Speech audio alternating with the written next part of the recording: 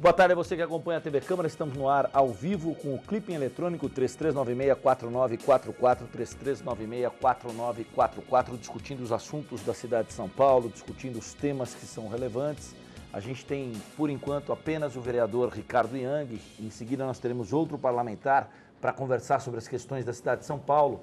Vereador Ricardo Yang, eu queria começar esse bate-papo com o senhor sobre um assunto que foi importante que o senhor trouxe à pauta do Legislativo, que é a CPI da compensação ambiental. O senhor, inúmeras vezes aqui na TV Câmara, apresentou dados. Eu lembro de um programa lá atrás que a gente fez, que o senhor falava do coeficiente de reciclagem da cidade de São Paulo, tão menor do que o coeficiente de reciclagem de cidades como Berlim, que tem 70% de seu lixo tratado. A gente conseguiu alguns avanços nos últimos anos, mas agora vem essa CPI da compensação ambiental que o senhor vai presidir aqui na casa. Qual é o objetivo dessa CPI? O que ela pretende apurar e quem irá compô-la? Em primeiro lugar, gostaria de cumprimentar o nosso telespectador que sempre nos acompanha aqui na TV Câmara, agradecer ao Wagner por poder estar aqui no programa. O que nós precisamos compreender em profundidade, Wagner, é que nós estamos vivendo um século de um superadensamento das cidades. A população da cidade de São Paulo é de quase 12 milhões de habitantes e a tendência é termos cidades cada vez mais compactas. E o que acaba acontecendo é que as cidades vão eliminando, né, as suas áreas verdes, a permeabilidade do solo, e nós começamos a perder todos os serviços ambientais. Então nós começamos a ter problema de água, ou porque falta ou porque temos enchentes. Começamos a ter problema de qualidade do ar, começamos a ter problema das chamadas sociopatias, né, que são doenças tipicamente urbanas, como o estresse, como solidão, como a sensação de desamparo que as pessoas têm em cidades grandes porque não tem lugares de encontro e assim por diante. Bom, nós temos isso nessa administração, mas não é a única, né, uma supressão crescente da questão verde e ambiental na cidade, né? O problema é clássico. Existe o interesse econômico na construção civil, existe a necessidade de habitações, né? A necessidade social das habitações, e aí, supostamente, em nome do interesse, do desenvolvimento e da solução do problema da habitação na cidade, vai se destruindo todos os verdes da cidade. E o que o executivo sempre argumenta é de que todo verde suprimido na cidade é resolvido com a compensação ambiental. E aí, quando nós vamos estudar a compensação ambiental, nós vemos que é um cipoal legal entre legislação e regulamentações, envolvendo várias entidades diferentes da administração, sem fiscalização, processos de licenciamento e de termos de ajuste de conduta super confusos. TACs, né, com o Ministério Público. Os TACs, exatamente. E o resultado qual é? Nós temos a diminuição do verde na cidade. E agora, com um plano de zoneamento, a lei de zoneamento que foi aprovada essa semana, a coisa chega ao limite do desespero, porque mesmo as zonas predominantemente ambientais, as EPAMs, agora estão recebendo espaços para a construção de habitação sem compensação ambiental. Então, essa CPI tem o objetivo de estudar o porquê que isso está ocorrendo, quais são os gargalos e qual a legislação que nós precisaríamos ter para fazer com que a compensação efetivamente funcione. Vereador, eu acho que a CPI ela pode ser um instrumento muito importante se ela trouxer respostas a uma questão que é qual é a lei que prevalece uma vez que a gente tem uma normatização, que é uma normatização tripla. Você tem uma legislação municipal, você tem uma regulamentação, você tem uma legislação federal, você tem recurso contra recurso, advogados atuando nesse sentido. Efetivamente, qual é a lei que deve preponderar na cidade de São Paulo? Wagner, infelizmente, quando nós temos tanta legislação, a gente não tem nenhuma. Vamos ver o caso do Parque dos Búfalos. O caso do Parque dos Búfalos é um exemplo claro onde o programa Minha Casa Minha Vida destruiu toda a legislação. A legislação estadual de defesa das margens das represas, as leis municipais em relação ao adensamento de ZEPANs, quer dizer, Quando você tem muitas leis, você cria uma confusão jurídica que os advogados nadam de braçada, porque eles tentam defender a posição do cliente a partir exatamente de leis contraditórias e confusas. Esse é o caso. A lei de compensação ambiental, ela tem tantas regulamentações e, como você mesmo disse, ela tem tantas superposições que é muito difícil se ter claro. E aquele que cometeu o crime ambiental e que deveria compensar, ele se protege disso tudo. Então a CPI vai trazer tudo isso à luz, vai discutir claramente quais são os gargalos, quais são as superposições, quais são os responsáveis e o que nós precisamos. Isso é o mais importante. Não é uma CPI para criar mais um relatório. É uma CPI que vai propor uma nova legislação. Propositiva, de criação de agenda, né, vereador? Exatamente. E vamos convidar todos os pares, os 55 pares aqui da casa, para serem coautores de uma nova lei de compensação ambiental na cidade. Vereador, nesse sentido, dentro da Secretaria do Verde e do Meio Ambiente, que é a Secretaria Municipal, e da Secretaria Estadual de Meio Ambiente, o senhor acredita que esse diálogo possa ser aproximado? Por exemplo, o DUSME, o Departamento de Uso do Solo Metropolitano, não tem um papel capilar nessa discussão? Eu acho que tem, mas esse diálogo ele acaba sendo permeado por algumas dificuldades políticas. Se você tem uma Secretaria do Verde na esfera municipal, diferente do partido político que está na Secretaria do Verde da estadual, você tende a ter dificuldades de diálogo. Se você tem órgãos competindo no licenciamento, você tem dificuldades de diálogo. Então, tem coisas, e o tema ambiental e da sustentabilidade é uma delas, que precisa de transversalidade. Não importa o partido, não importa a secretaria, você precisa de coletivos com competência para poder resolver. E como hoje toda a administração ela é verticalizada e distribuída entre partidos diferentes, não importa a esfera, a colaboração é muito difícil. Nesse caso do Parque dos Búfalos, nós conversamos com todas as instâncias e todas elas dizendo que estavam fazendo o melhor que podiam e o resultado foi a destruição de 50% daquela área de quase 1 milhão de metros quadrados. Agora, o Parque dos Búfalos a parte remanescente foi regulamentada não, houve um decreto-lei da Prefeitura na virada do ano, de dezembro para janeiro, e agora a discussão é quem acompanha a implementação desse parque, com que recursos ele vai ser implementado. O parque está dentro do acordo para a construção das habitações populares ali. Mas e os recursos? Quem vai fazer? Quem vai supervisionar? Como? Ninguém se pronuncia a respeito. Vereador, quem serão seus pares nessa tarefa de trazer uma CPI que não tem o protocolo de ser uma denúncia, mas que tem o protocolo de trazer algo propositivo, de criar uma agenda? Quem serão seus pares nessa construção?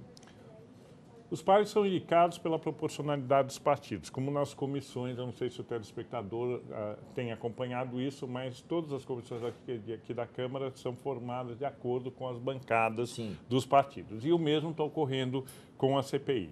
E nós estamos agora, entre essa semana e a próxima, definindo os nomes, mas, curiosamente, Wagner, é uma CPI que muita gente quer participar. Foi muito difícil aprová-la, nós levamos 1 ano e meio para aprová-la, mas agora que ela foi aprovada, ela está sendo super concorrida, porque esse é um tema que diz respeito, enfim, a muitos vereadores, principalmente aqueles que pretendem reeleição. Isso é interessante, vereador, porque isso vai ao encontro de uma explicação do Legislativo, de uma didática de questões do Legislativo, para quem nos assiste em casa, ao vivo.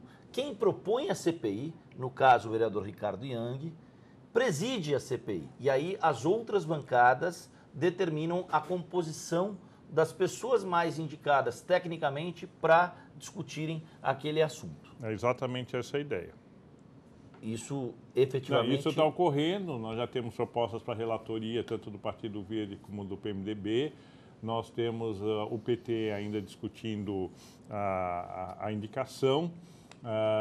Nós temos também o PSDB definindo a indicação, provavelmente será o vereador Mário Covas, mas estamos aguardando. Nós já temos a Frente Parlamentar da Sustentabilidade. Os vereadores que estão lá são aqueles aqui na casa que estão identificados com o tema da sustentabilidade. Provavelmente a composição será de muitos dos vereadores que já estão na frente. Vereador, eu queria falar, bom, vamos avançar nesse debate, trazer isso mais à pauta da TV Câmara, né? É um assunto de inegável interesse público, de grande dimensão social, urbana, de discussão do futuro das cidades, da discussão do espaço público, do reordenamento do espaço público, e a gente está à disposição do senhor para fazer esse debate com pares da CPI, com questões que estejam em discussão nela. Fechado, vereador? Fechado, e espero que o telespectador continue acompanhando esse tema, que é um tema que afeta a vida de cada um de nós aqui na cidade.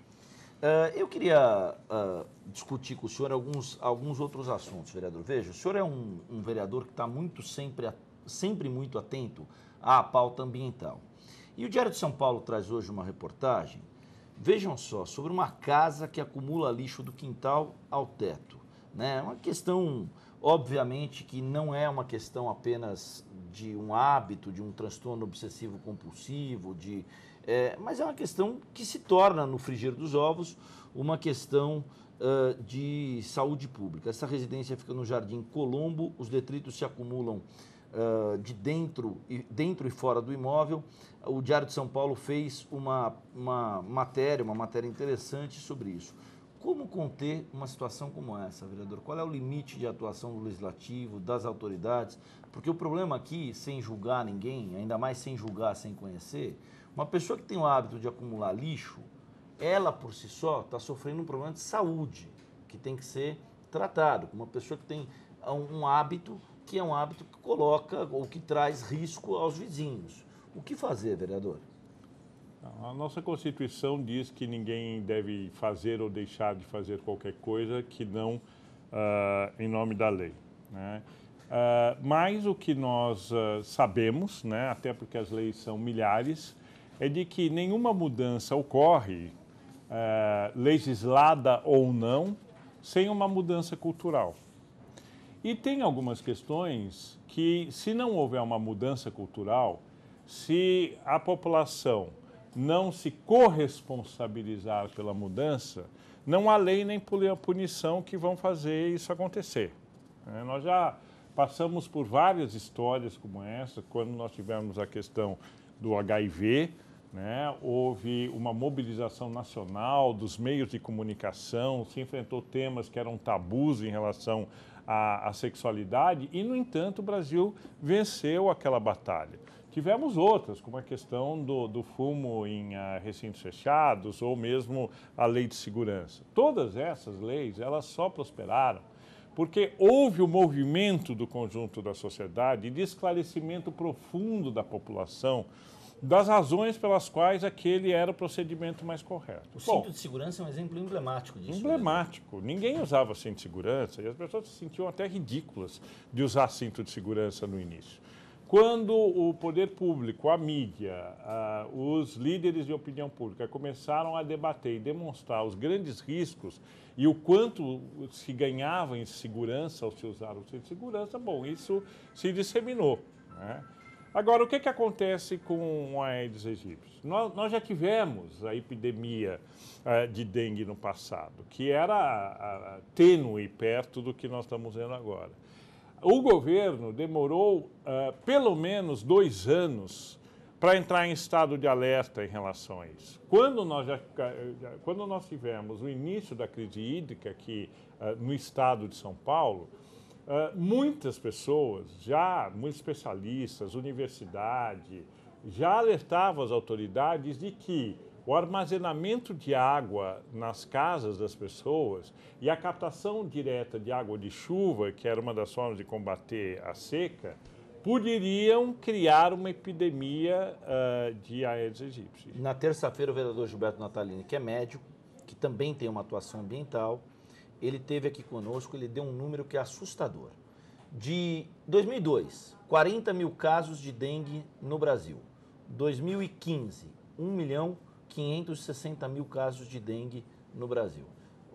Um crescimento exponencial que, por si só, deveria suscitar políticas públicas colegiadas entre legislativo, judiciário, executivo e nível municipal, estadual e federal para conter um cenário que é epidêmico por si só. Nós, não só Brasil, mas mundo, já eliminou o vírus da polio, eliminamos várias doenças, varíola, sarampo, febre amarela, uma série de doenças que eram epidêmicas. Como as autoridades não viram os sinais de que a dengue viraria epidêmica, e agora não só a dengue, a zika e assim por diante, né? Então, eu acredito que não há solução para isso, senão um trabalho de profunda conscientização da população. Cada professor em cada sala de aula, cada funcionário público em cada estabelecimento público, cada caixa de banco em cada banco deveriam ser preparados para ajudar a esclarecer a população dos riscos e da necessidade de mudar os seus hábitos. Essa questão do acúmulo de lixo é um grande exemplo. Não é só o problema do lixo, dos roedores, das baratas, etc. É também uma epidemia que vem junto com esse hábito. E nós temos concessões, a TV Câmara, que é pública, como o telespectador sabe. Mas a mídia eletrônica em geral, as TVs abertas, também são concessões. E existem acordos, né, nessas concessões de que um tempo da programação precisa ser dirigida para temas de utilidade pública. Por que nós não estamos tendo uma campanha vigorosa na mídia de esclarecimento da população? Na verdade, vereador, a questão não é nem de acordo, é uma questão legal. Está no capítulo 5º da Constituição, nos artigos 219, 20, 21, 22 e 23, que são os artigos que vão prever exatamente o uso de 5% do tempo da programação das emissoras comerciais abertas para a prática de jornalismo, de interesse público, de questões que reflitam no dia a dia das pessoas. Eu te pergunto, Wagner, como um homem de televisão que você é, com uma grande experiência, estamos usando 5% do tempo das TVs abertas para combater a epidemia de dengue? Totalmente. Para a questão da dengue, não, mas as emissoras prestam contas e seguramente, por exemplo, uma emissora que tem o hábito de colocar noticiário durante a madrugada. Durante a madrugada, ela está, por força da lei, cumprindo, entre aspas, esses 5%, vereador. É uma questão muito discutível. É um problema de tempo e de audiência. Exatamente. Dedicar 5% do tempo a um momento em que não há audiência é como se não dedicasse tempo algum. O importante é que se dedique esse 5% no horário nobre, quando as pessoas assistam, nos picos de audiência da TV. Isso envolve uma discussão bem interessante, vereador, que é a democratização dos meios de comunicação, a agenda nesse sentido, o papel da mídia perante a sociedade, os critérios técnicos para debater concessões. O senhor conhece a legislação americana, a FCC, ela tem critérios predominantemente técnicos, né? Os critérios, quando eles não são técnicos, quais são os riscos que eles embutem, né? Então, é uma questão muito interessante essa que o senhor traz, vereador. A gente promoveu no ano passado, por iniciativa da Diretoria de Comunicação Externa da Casa, do Antônio Assis, de jornalistas que estão na presidência, a gente promoveu um fórum de comunicação pública aqui, inclusive trazendo pares da TV Câmara Federal, da FSB, que tem prestado serviços para atendimento a órgãos públicos, secretarias municipais, secretarias estaduais, ministérios, tudo mais, e esse debate é um debate cada vez mais necessário na sociedade. Eu acho que ninguém discute o poder de comunicação, de anunciante que os governos nas 3 esferas têm, né? Quer dizer, os recursos voltados à comunicação são enormes. Não é possível, com uma legislação como essa e com os recursos que os governos têm, de convencerem, né, como se as TVs precisassem ter convencido.